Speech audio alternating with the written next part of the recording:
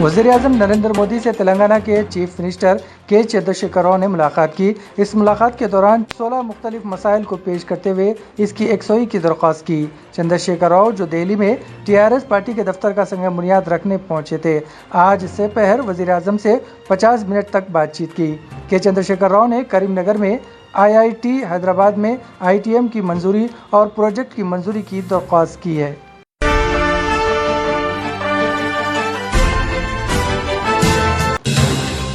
تلنگانہ حکومت کی جانب سے مستحق خاندانوں کے لیے تعمیر کیے جانے والے ڈبل بیڈ روم کے مکانات کی تقسیم میں تاخیر پر استفادہ کنندگان نے ان کو الاٹ کیے گئے ڈبل بیڈ روم مکانات پر زبردستی قبضہ کر لیا۔ آج ان خاندانوں نے نئے تعمیر شدہ مکانات کے قفل توڑ کر اندر داخل ہو گئے اور مکانات پر اپنا قبضہ جما لیا، کیونکہ انہیں ابھی تک مکانات حوالے نہیں کیے گئے۔ یہ واقعہ جگتیال ضلع کے ملیالم منڈل کے نوکا پلی میں پیش آیا۔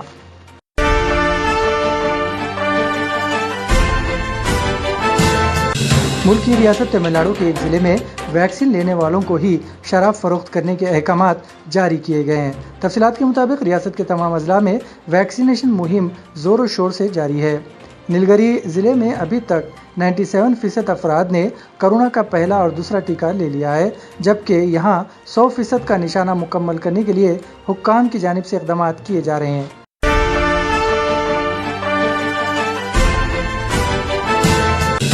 حیدرآباد میں کل ہوئے بارش کے دوران ایک خاتون کی موت ہو گئی۔ ذرائع کے مطابق سرونگر کے مکانات میں بارش کا پانی داخل ہو گیا۔ گھر میں بارش کا پانی داخل ہونے کی وجہ سے ایک خاتون پریشان ہو گئی اور اس کے قلب پر حملہ ہوا۔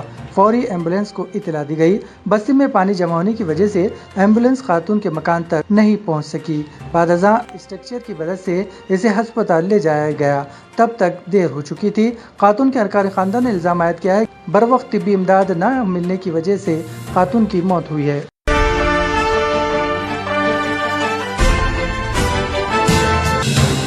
مرکزی حکومت نے کورونا کی وجہ سے ہندوستان میں پھنسے ہوئے غیر ملکی باشندوں کے ویزا کی میعاد میں اس مہینے کی 30 تاریخ تک توسیع کر دی ہے۔ اس سے پہلے یہ سہولت 21 اگست تک دستیاب تھی۔ وزارت داخلہ نے کہا ہے کہ کووڈ-19 وبا کی وجہ سے پیدا صورتحال کے پیش نظر کئی غیر ملکی جو پچھلے سال مارچ سے پہلے مختلف وجوہات کی بنا پر ہندوستان آئے ہوئے تھے، وہ ملک میں پھنسے ہوئے ہیں۔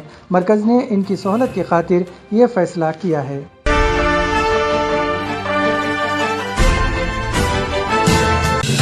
ملا عبدالغنی بہادر کو طالبان حکومت کے سربراہ کے طور پر پیش کیا گیا ہے۔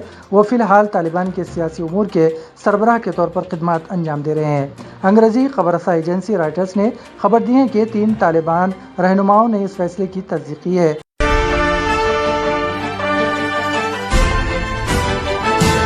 وزیر اعظم نریندر مودی نے جمعے کو کہا ہے کہ ہندوستان روس کے مشرق بعید علاقے کی ترقی میں حصہ ڈالنے میں روس کا قابل اعتماد شراکت دار ہوگا۔ مسٹر مودی نے کہا ہے کہ ہندوستان اور روس شمالی سمندر کے راستے کو بین الاقوامی تجارت اور تجارت کے لیے کھولنے میں شراکت دار ہوں گے۔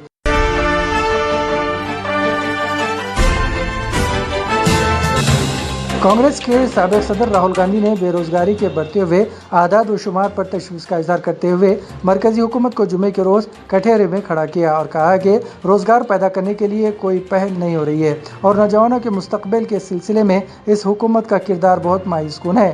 مسٹر گاندھی نے ٹویٹ کیا، مودی حکومت روزگار کے لیے نقصان دہ ہے۔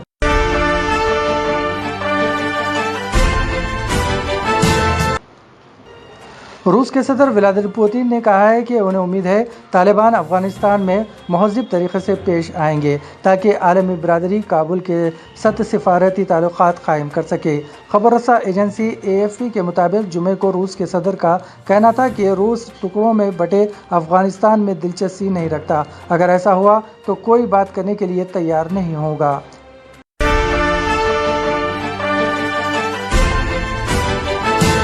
طالبان کے ترجمان سہیل شاہین نے کہا ہے کہ چین نے افغانستان میں اپنا سفارت خانہ برقرار رکھنے اور افغانستان کے لیے اپنی انسانی امداد جاری رکھنے کا وعدہ کیا ہے۔ طالبان کے ترجمان سہیل شاہین نے جمعے کے روز ٹویٹر پر لکھا ہے کہ طالبان کے سیاسی دفتر کے ڈپٹی ڈائریکٹر عبدالسلام حنفی نے عوامی جمہوری چین کے نائب وزیر خارجہ ووانگ جاؤ کے ساتھ فون پر بات چیت کی۔ فریقین نے ملک کے موجودہ صورتحال اور مستقبل کے تعلقات پر تبادلہ خیال کیا۔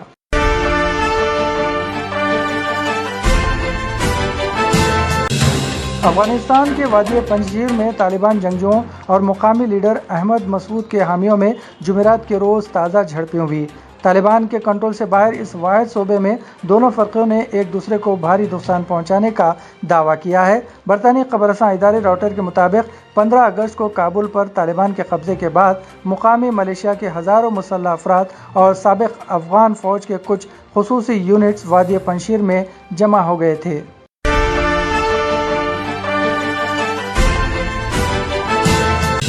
افغان عوام کی مدد کے لیے متحدہ عرب امارات نے ادویات اور خوراک پر مشتمل امدادی سامان کا ایک طیارہ کابل بھیجا ہے۔ سرکاری خبر رساں ادارے وام کے مطابق اس امداد سے ہزاروں افغان خاندانوں بالخصوص خواتین، بچوں اور عمر رسیدہ افراد کی بنیادی ضروریات متحدہ عرب امارات کی جانب سے یہ فوری امداد انسانی ہمدردی کی بنیاد پر بھیجا گیا ہے۔